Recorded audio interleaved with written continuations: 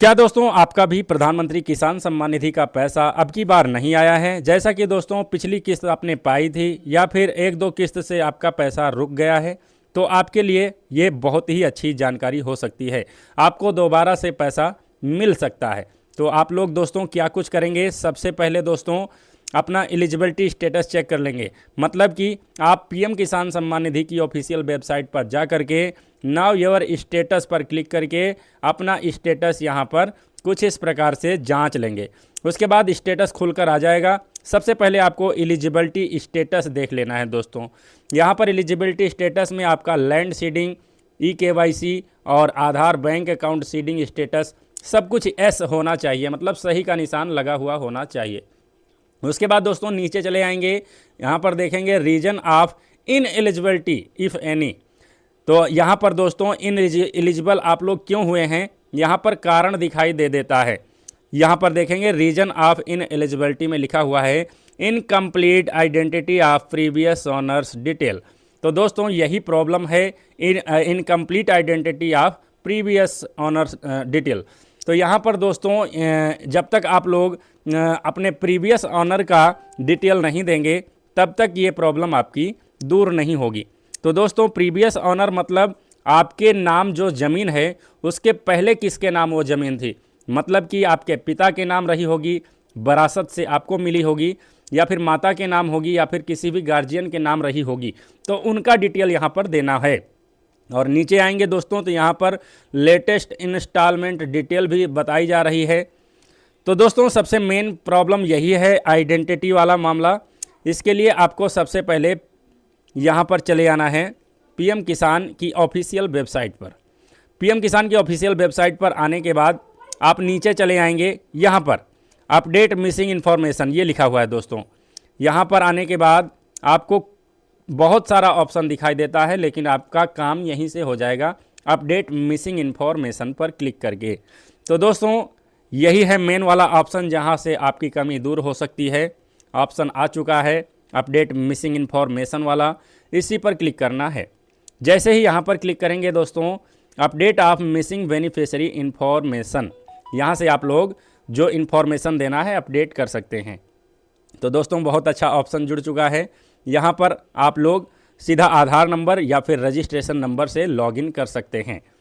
तो जिनका भी पीएम किसान सम्मान निधि अब की बार रुका हुआ है और इनकम्प्लीटेड वाला मामला आ रहा है, तो उनको यहाँ पर आधार नंबर से लॉगिन कर लेना है। आधार नंबर डालेंगे और कैप्चा डालेंगे, उसके बाद सर्च बटन पर क्लिक कर देंगे। चलिए कैप्चा गलत हो गया है, फिर से डाल लेते हैं। आधार नंबर हमने डाल लिया है, कैप्चा हमने डाल लिया है। अब सर्च बटन पर क्लिक करके इनका डाटा सर्च करते हैं। तो चलिए कैप्चा हमने डाल लिया है, अब हम सर्च बटन पर क्लिक करेंगे। चलिए जैसे ही सर्च बटन पर क्लिक करेंगे दोस्तों किसान की डिटेल यहाँ पर नीचे खुल करके आ जाती है। किसान का नाम, उनके पिता का नाम, उनका होम एड्रेस, स्टेट नेम और मोबाइल नंबर, फार्मर आईडी, सब कुछ यहाँ पर लिख करके ऊपर में आ जाता है। अब दोस्तों यहाँ पर जो कमी है वो भी आपको रीजन ऑफ डिटेल अपडेशन ये भी दिखाई दे रहा है। रीजन में वही दिखाई दे रहा है incomplete identity of previous owner, और यहाँ पर फार्मर आईडी आ जाती है दोस्तों, जैसा कि आपकी किसान रजिस्ट्री हुई होनी चाहिए। यदि किसान रजिस्ट्री नहीं हुई होगी तो आप लोग कुछ नहीं कर सकते हैं, पहले आप किसान रजिस्ट्री ज़रूर करवा लीजिएगा। अब यहाँ पर incomplete identity of previous owner detail दिखाई दे रहा है, कारण किस कारण से आपकी खतौनी का पैसा रुका हुआ है। बगल में एक एडिट का बटन है, इसी एडिट बटन पर क्लिक करना है। चलिए जैसे ही एडिट बटन पर क्लिक करेंगे नेक्स्ट ऑप्शन नीचे खुल करके आ जाता है। आपका स्टेट यहाँ पर दिखाई देने लगता है, मोबाइल नंबर आपका दिखाई देने लगता है। उसके बाद दोस्तों यदि मोबाइल नंबर आप बदलना चाहें तो यहाँ पर मोबाइल नंबर बदल भी सकते हैं, नया मोबाइल नंबर लगा सकते हैं। तो चलिए हमारा मोबाइल नंबर पहले से उपलब्ध है, तो हम गेट OTP बटन है दोस्तों, तो गेट OTP बटन पर क्लिक करेंगे। चलिए गेट OTP कर लेते। अब यहाँ पर दोस्तों लैंड रिकॉर्ड नॉट फाउंड, इसको ओके कर देना है। जैसे ही ओके करेंगे आप नीचे आएंगे जब, तो आपकी यहाँ पर कुछ डिटेल और बढ़ करके आ जाती है। अब यहाँ पर देखेंगे आपकी फार्मर आईडी आ चुकी है। अब ये फार्मर आईडी आपकी कहाँ से आई हुई है, जैसा कि फार्मर रजिस्ट्रेशन हुआ था, फार्मर रजिस्ट्री, किसान कार्ड, उसका ऑनलाइन हुआ था, उसी के द्वारा यहाँ पर फार्मर आईडी फैच होकर के अपने आप आ गई है। अब यहाँ पर दोस्तों OTP भी जा चुकी है, inter mobile number and verify OTP। चलिए OTP डाल लिया है, वेरीफाई OTP बटन पर क्लिक कर दिए हैं। जैसे ही वेरीफाई OTP करेंगे दोस्तों, यहाँ पर नीचे update by land transfer date यहाँ पर लिख करके आ जाता है। अब लैंड ट्रांसफ़र बिफोर 1 फरवरी 2019 या फिर लैंड ट्रांसफ़र आफ्टर 1 फरवरी 2019, तो क्या आपकी ज़मीन 2019 के पहले आई थी या आपके नाम ज़मीन 2019 के बाद में आई हुई थी, तो जो भी आपका है वो आपको चूज कर लेना है। तो जैसा कि दोस्तों यहाँ पर 1 फरवरी 2019 के बाद खेतौनी आई हुई थी, चलिए हम इसी को सेलेक्ट कर लेते हैं, दूसरा नंबर। यदि दोस्तों पहला वाला सेलेक्ट करेंगे तो हमारा फार्म अब सबमिट नहीं होगा, पहले हो जाता था लेकिन अब सबमिट नहीं हो रहा है।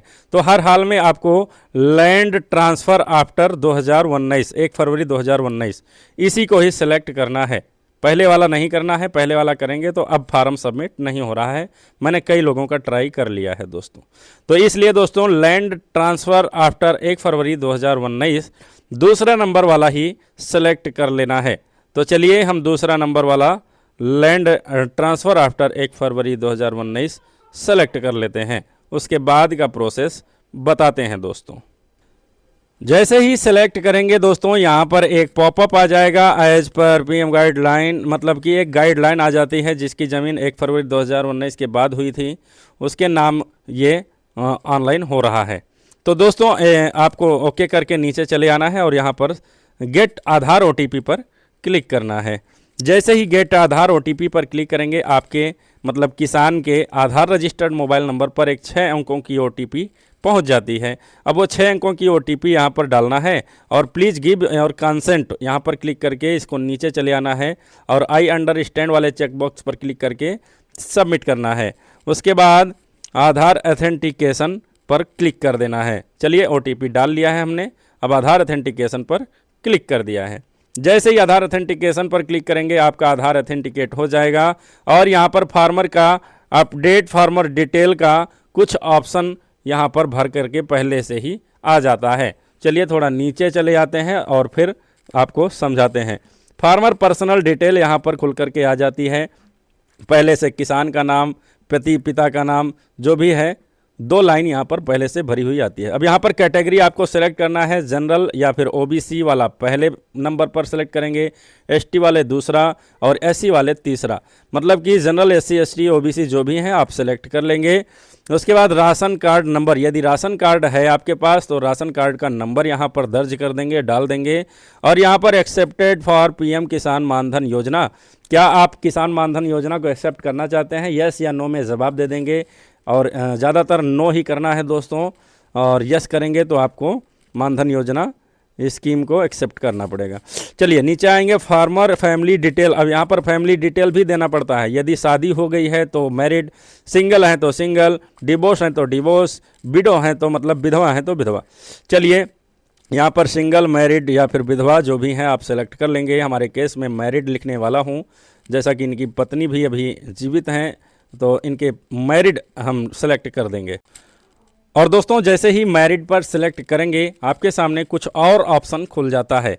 अब यहाँ पर रिलेशन में वाइफ अपने आप यहाँ पर भर गया, यदि पत्नी का कर रहे हो तो यहाँ पर हस्बैंड लिख करके अपने आप आ जाता, मतलब पति पत्नी, पति का कर रहे हैं तो पत्नी का आ जाता, पत्नी का कर रहे हैं तो पति का आ जाता।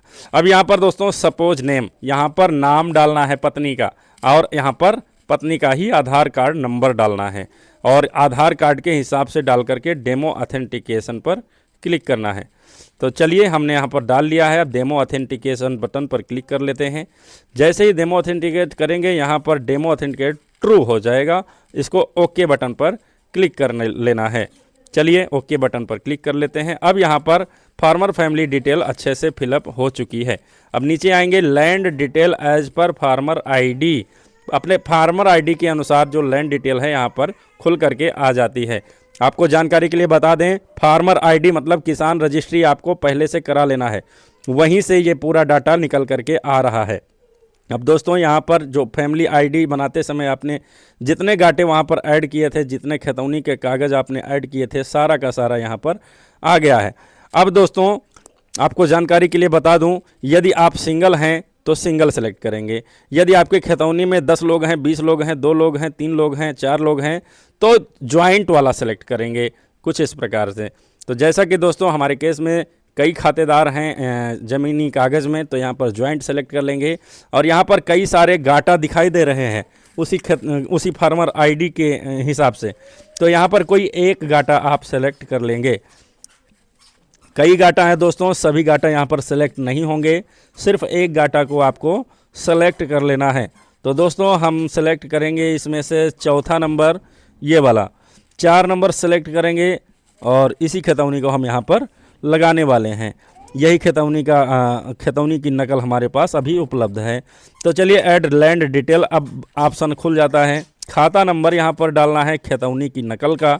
खतौनी का नकल जो है उसमें खाता नंबर दिया रहता है, तो वही खाता नंबर यहाँ पर डाल देना है। खाता नंबर 5 अंकों का होता है।